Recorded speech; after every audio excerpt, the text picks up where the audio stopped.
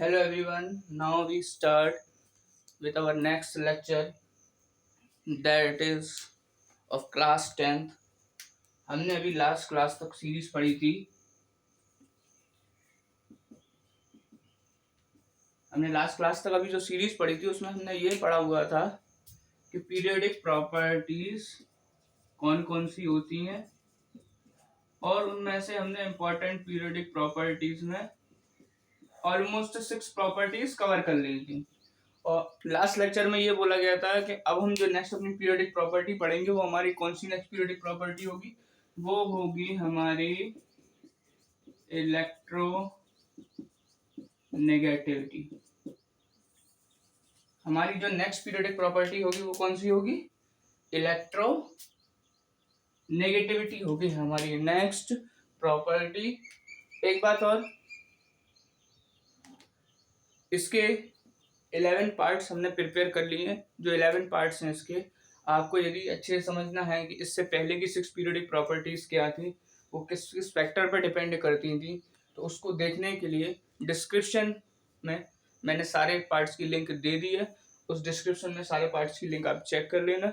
Video अच्छी लगे तो लाइक कर देना, शेयर कर देना, सब्सक्राइब कर देना, और यदि फर्दर अपडेट्स चाहिए हो तो उसमें एक बेल आइकन है, उसे भी प्रेस कर देंगे तो आपको आगे के फर्दर वीडियोस के अपडेट मिलते रहेंगे। और हम पूरी कोशिश कर रहे हैं कि अपनी वीडियोस को दिन पे दिन इम्प्रूव करें और अच्छे से अच्छे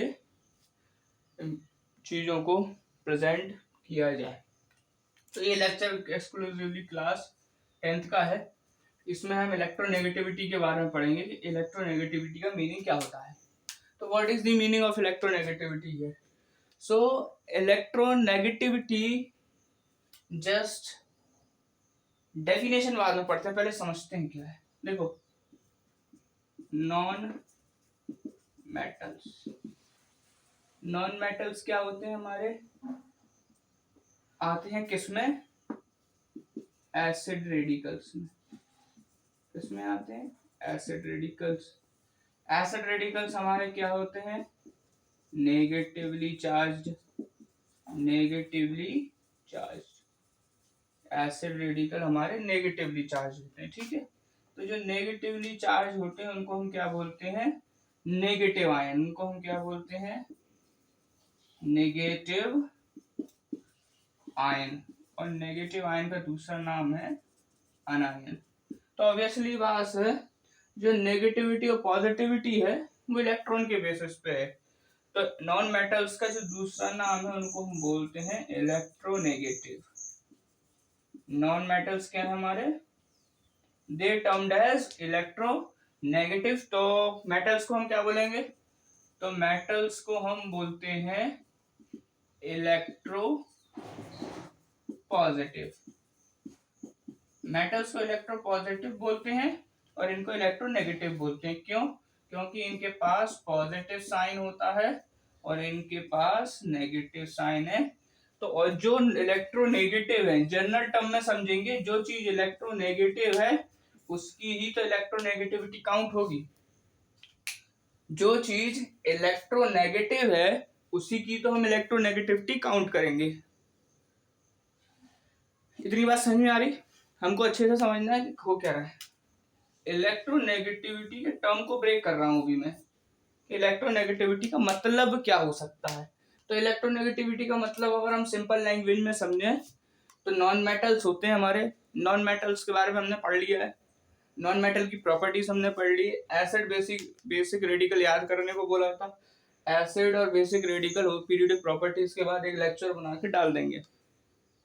एसिड और बेसिक रेडिकल्स होते हैं। नॉन मेटल्स कौन से रेडिकल के अंदर आते हैं? एसिड। क्योंकि एसिड रेडिकल में सारे नॉन माइनस साइन के एलिमेंट्स होते हैं प्रेजेंट और कंपाउंड। अब जो एसिड रेडिकल है वो बता दिया नेगेटिवली चार्ज होते हैं और नेगेटिव आयन होते हैं। दैट मीन्स उनको अनायन भी बोला जाता है। और नॉन मेटल्स भी सारे नेगेटिव होते हैं। क्यों? क्योंकि ये इलेक्ट्रॉन का गेन करते हैं, हमने ये पिछले लेक्चरों में पढ़ लिया है। तो अब जो नेगेटिवली चार्ज होते हैं उनको केमिस्ट्री की लैंग्वेज में इलेक्ट्रोनेगेटिव बोला जाता है। जिन पर माइनस चार्ज होगा, कौन सा चार्ज होगा? Minus charge. Those who having the minus charge they known as electronegative। तो मेटल्स को हम क्या बोलेंगे? तो यहाँ पे हम मेटल्स को बोलेंगे इलेक्ट्रोपॉजिटिव, और मेटल्स का दूसरा नाम भी है, इसको हम बेसिक रेडिकल भी बोलते हैं। क्या बोलते हैं? बेसिक रेडिकल, क्योंकि ये पॉजिटिव होते हैं। अब आगे बात, ये तो कोई नॉर्मल डेफिनेशन याद करने के लिए कि इलेक्ट्रोनेगेटिविटी किसकी ज्यादा होगी। फिर इस केस में इलेक्ट्रोनेगेटिविटी किसकी ज्यादा होगी? नॉन मेटल्स की। इस केस में इलेक्ट्रोनेगेटिविटी किसकी ज्यादा होगी? साथ में बोला करो। नॉन मेटल्स में इलेक्ट्रोनेगेटिविटी किसकी ज्यादा होगी? सॉरी, इलेक्ट्रोनेगेटिविटी किसकी ज्यादा होगी यहाँ पे? नॉन मेटल्स की, क्योंकि इलेक्ट्रोनेगेटिविटी किसके टर्म में बात हो रही है? इलेक्ट्रोनेगेटिव क्या होते हैं हमारे? नॉन मेटल्स होते हैं। तो अभी हम पढ़ेंगे ट्रेंड के बारे में, तो पता चलेगा कि नॉन मेटल्स की इलेक्ट्रोनेगेटिविटी सबसे ज्यादा होती है और मेटल्स की इलेक्ट्रोनेगेटिविटी सबसे कम होती है। क्यों? क्योंकि ये इलेक्ट्रोपॉजिटिव है और ये इलेक्ट्रोनेगेटिव है। और दूसरी तरीके से समझते हैं कि डेफिनेशन के अकॉर्डिंग भी ये प्रूफ होगा कि इलेक्ट्रोनेगेटिविटी नॉन मेटल्स की ही ज्यादा होती है। वो कैसे, जरा देखते हैं। एक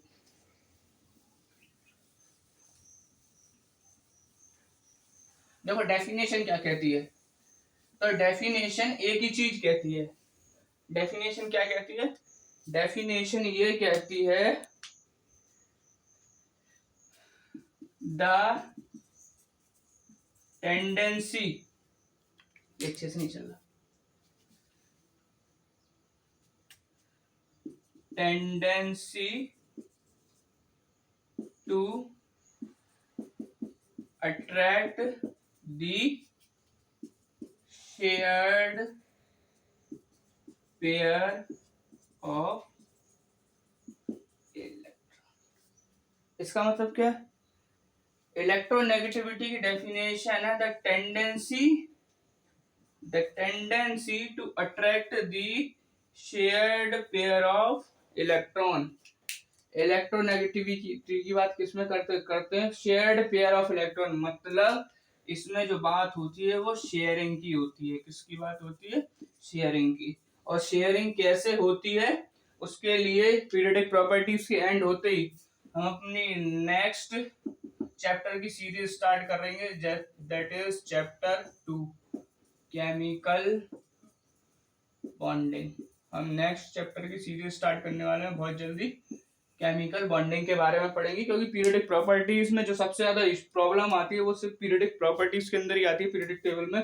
उसके ऊपर ही हम डिस्कस कर रहे थे, उसी के ऊपर ही डिस्कस करेंगे। साइंटिस्ट के बारे में सब जनरली पढ़ ही लेंगे। मास नंबर, एटॉमिक नंबर क्या होता है वो भी सबको जानकारी है ही। और जो जो दो तीन छोटी मोटी चीजें हैं वो आप अपने हिसाब से पढ़ सकते हैं। तो इलेक्ट्रोनेगेटिविटी क्या कहती है? इलेक्ट्रोनेगेटिव क्या है? Tendency of to attract the shared pair of electron. Electron को, शेयर्ड पेयर को अट्रैक्ट करने की टेंडेंसी को हम क्या बोलते हैं? इलेक्ट्रोनेगेटिविटी। ठीक है, अब हमको ये पता है मेटल्स जो हैं उनकी लूजिंग टेंडेंसी बहुत अच्छी है। लूजिंग मेटल्स की जो है लूजिंग टेंडेंसी बहुत अच्छी है। Losing tendency, metals having good losing tendency. Metal के पास लूजिंग टेंडेंसी अच्छी है, तो मेटल जनरली लूज करते हैं। जनरली क्या करेंगे? लूज करेंगे। जनरली लूज करेंगे। और यहाँ पे क्या है? नॉन मेटल्स में क्या है? नॉन मेटल्स में गेन टेंडेंसी अच्छी है। गेनिंग टेंडेंसी अच्छी है। तो गेनिंग टेंडेंसी होने के कारण शेयर्ड पेयर को अट्रैक्ट करने की टेंडेंसी नॉन मेटल में ज्यादा है, क्योंकि मेटल का काम क्या है? लूज करना। मेटल अट्रैक्ट नहीं करेगा, मेटल लूज करेगा, एमिट करेगा यानी बाहर कर देगा। मेटल एमिट कर देगा यानी बाहर कर देगा। लेकिन नॉन मेटल क्या करेगा? अट्रैक्ट कर लेगा। क्यों? स्टेबल होना है, तो जिसको गेन करना है वो क्या करेगा? अट्रैक्ट करेगा अपनी तरफ। इसलिए जो इलेक्ट्रोनेगेटिविटी है वो मेटल्स की ज्यादा होती है। तो डेफिनेशन एक बार फिर से बोलते हैं, what is the meaning of electronegativity? The tendency to attract the shared pair of electron. ऐसी टेंडेंसी या ऐसी पीरियोडिक प्रॉपर्टी जिसमें शेयर्ड पेयर ऑफ इलेक्ट्रॉन को अट्रैक्ट करने की बात होती है, उसको हम इलेक्ट्रोनेगेटिविटी बोलते हैं। इलेक्ट्रोनेगेटिविटी में दूसरी चीज और क्या याद रखनी है? इलेक्ट्रोनेगेटिविटी में दूसरी चीज ये भी याद रखनी है क्या? कि it is a dimensionless, it is a dimensionless property. इसकी कोई डायमेंशन नहीं होती। जैसे हमने आयनाइजेशन एनर्जी और इलेक्ट्रॉन एफिनिटी की यूनिट पढ़ी थी, एक किलोजूल पर मोल होती है, लेकिन electronegativity has no unit. Electronegativity की कोई यूनिट नहीं होती, क्योंकि ये किसी की तरह की एनर्जी नहीं है, ये सिर्फ एक टेंडेंसी है attract the bonding pairs. Bonding के बारे में बताती है, किसके बारे में बताती है? बॉन्डिंग। और बॉन्डिंग के बारे में डिटेल में हम पढ़ेंगे केमिकल बॉन्डिंग के अंदर एक्चुअल में बॉन्डिंग होता क्या है। तो ये किसके बारे में बताती है? सिंपली बॉन्डिंग के बारे में बताती है, यही इलेक्ट्रोनेगेटिविटी है। अब इलेक्ट्रोनेगेटिविटी दो चीज पर डिपेंड करती है। इलेक्ट्रोनेगेटिविटी दो चीज पर डिपेंड करती है हमारी। किन किन दो चीजों पर डिपेंड करती है? तो इलेक्ट्रोनेगेटिविटी हमारी डिपेंड करती है एटॉमिक साइज पर, और दूसरा करती है न्यूक्लियर चार्ज पर।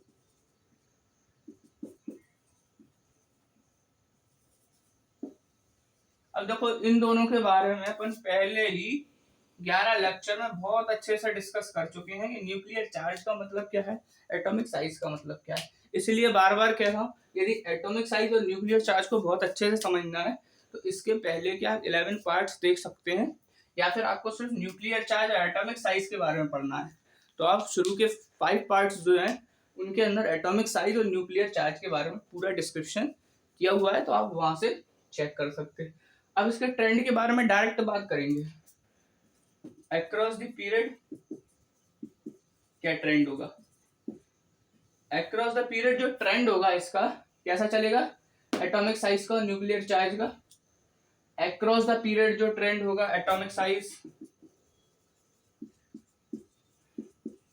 और न्यूक्लियर चार्ज। ठीक है, हमको क्लियरली पता है जो हमारा एटॉमिक साइज है वो डिक्रीज करेगा। क्या करेगा? डिक्रीजेस। और nuclear charge increases. Nuclear charge increase हो रहा है और एटॉमिक साइज डिक्रीज हो रहा है, तो इलेक्ट्रोनेगेटिविटी क्या होगी? इलेक्ट्रोनेगेटिविटी यहाँ पे इंक्रीज हो जाएगी। इंक्रीज का मतलब क्या है? मतलब इलेक्ट्रोनेगेटिविटी जो फर्स्ट ग्रुप में होगी वो लीस्ट होगी, और जो इलेक्ट्रोनेगेटिविटी 17th ग्रुप में होगी वो हाईएस्ट होगी। हाईएस्ट क्यों होगी? क्योंकि हमको पता है कि non metallic character increases. Increases ऐसे लिख लो, इसमें क्या हो रहा है? Non metallic character increases. Non metallic character इस तरफ इंक्रीज होता है across the period. Non metallic character का ट्रेंड पढ़ लेना, आपको इजीली समझ में आ जाएगा नॉन मेटेलिक कैरेक्टर कैसे इंक्रीज होता है। वो भी डिस्क्रिप्शन लिंक में दे दिया है नॉन मेटेलिक पार्ट में। नॉन मेटेलिक कैरेक्टर पढ़ने से ये पता पड़ जाएगा कि नॉन मेटेलिक कैरेक्टर इंक्रीज होता है। नॉन मेटेलिक कैरेक्टर के बारे में भी बताया कि गेनिंग टेंडेंसी ज्यादा होती है। तो किसी चीज को गेन करने की टेंडेंसी जिसमें ज्यादा होगी तो पेयर को अट्रैक्ट करेगा।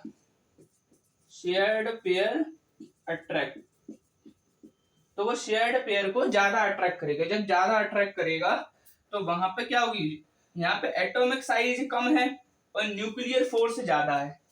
एटॉमिक साइज कम है और न्यूक्लियर फोर्स ज्यादा है, तो वो इजीली शेयरिंग कर लेगा। इजीली शेयरिंग कर लेगा मतलब इजीली गेन कर लेगा इलेक्ट्रॉन्स को। जब इलेक्ट्रॉन को इजीली शेयर कर लेगा और गेन कर लेगा तो उस केस में फर्स्ट ग्रुप जो है उसकी इलेक्ट्रोनेगेटिविटी सबसे कम होगी और 17th ग्रुप की इलेक्ट्रोनेगेटिविटी सबसे ज्यादा होगी। आई होप आपको इतना समझ में आया होगा। इसको शॉर्ट में चलिए बता रहे हैं क्योंकि इसमें ऐसा कुछ है नहीं है, इजीली समझ जाओगे। जब आप 11 पार्ट्स क्लियरली देख लोगे तो इलेक्ट्रोनेगेटिविटी समझने में कोई इशू नहीं आएगा। और यदि आपको लगे इसमें कोई इशू है तो आप कमेंट कर सकते हैं, फिर इसको और डिटेल में बनाएंगे क्या है। अब बात करते हैं down the group. Down the group, down the group क्या है? सेम एटॉमिक साइज की बात होगी, एटॉमिक साइज और nuclear charge. Nuclear charge decrease होगा, atomic size increases. Nuclear charge decreases, atomic size increases, so electronegativity also decreases, क्यों होगा ऐसा? क्योंकि हमने पढ़ा है down the group. Down the group में क्या होता है? डाउन द ग्रुप में मेटेलिक करेक्टर बढ़ता है, metallic character increases. Down the group में मेटेलिक करेक्टर बढ़ता है। ये चीज आप मेटेलिक करेक्टर का एक अलग से वीडियो वहां से चेक कर सकते हैं, वो भी शेयर किया हुआ पार्ट में। मेटेलिक करेक्टर यहाँ पे बढ़ता है। जैसे ही मेटेलिक करेक्टर बढ़ता है तो क्या बढ़ती है? Losing tendency. और जब टेंडेंसी लूज करने की ही बढ़ रही है तो अट्रैक्ट नहीं करेगा, अट्रैक्ट नहीं करेगा। जब अट्रैक्ट नहीं करेगा तो वहां पे इलेक्ट्रोनेगेटिविटी कम होती जाएगी। जब न्यूक्लियर फोर्स कम हो रही है, क्योंकि अट्रैक्शन फोर्स कहां से मिलती है? अट्रैक्शन कहां से मिलता है? न्यूक्लियस से। अट्रैक्शन फोर्स कहां पे है? न्यूक्लियस में, जिसको हम न्यूक्लियर फोर्स भी बोलते हैं। कौन सी फोर्स बोलते हैं? न्यूक्लियर फोर्स भी बोलते हैं। तो अट्रैक्शन कम हो रहा है, अट्रैक्शन जब कम हो रहा है और एटॉमिक साइज जब बढ़ रहा है, तो एटॉमिक साइज बढ़ने से लूजिंग टेंडेंसी बढ़ रही है, लूजिंग टेंडेंसी बढ़ने से इलेक्ट्रोनेगेटिविटी कम हो रही है। इसका मतलब क्या है? इसका सिंपल मीनिंग एक ही है कि फर्स्ट ग्रुप में फर्स्ट पीरियड में इलेक्ट्रोनेगेटिविटी हाईएस्ट होगी और लोएस्ट कहाँ होगी? सेवेंथ पीरियड में। सेवेंथ पीरियड में इलेक्ट्रोनेगेटिविटी लोएस्ट होगी। सबसे कम इलेक्ट्रोनेगेटिविटी सेवेंथ पीरियड में होगी और सबसे ज्यादा इलेक्ट्रोनेगेटिविटी फर्स्ट पीरियड में होगी। इतना क्लियर है? आई होप इतना क्लियर है। और इलेक्ट्रोनेगेटिविटी में सिर्फ इतना ही है, इसमें ऐसा कुछ ज्यादा एक्सप्लेनेशन था नहीं, इसलिए इसको इतना ही एक्सप्लेन किया। आई होप आपको ये वीडियो अच्छा लगा होगा। आगे हम नेक्स्ट वीडियोस में अब आगे हम अपना नेक्स्ट चैप्टर कंटिन्यू करेंगे। इलेक्ट्रोनेगेटिविटी की इंपॉर्टेंट पीरियोडिक प्रॉपर्टीज थी। अगर आपको लगे कि और भी कोई पीरियोडिक टेबल में ऐसा कोई टॉपिक जो आपको पढ़ना है तो आप कमेंट में लिख के भेज दीजिएगा, तो उसके ऊपर भी एक वीडियो तैयार कर दी जाएगी। मेरे हिसाब से तो इतना ही बहुत है। पीरियोडिक टेबल में पीरियोडिक प्रॉपर्टीज ही हमको ज्यादा प्रॉब्लम करती है उसके तरफ। अब हम जो अपना नेक्स्ट सीरीज स्टार्ट करेंगे, यानी नेक्स्ट चैप्टर स्टार्ट करेंगे, वो है chemical bonding.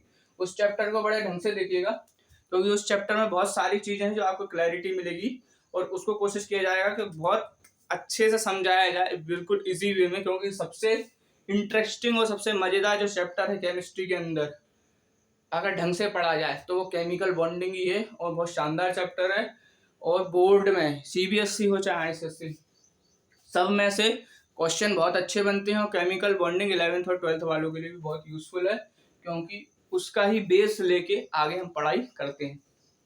I hope you like the video. Thank you for watching.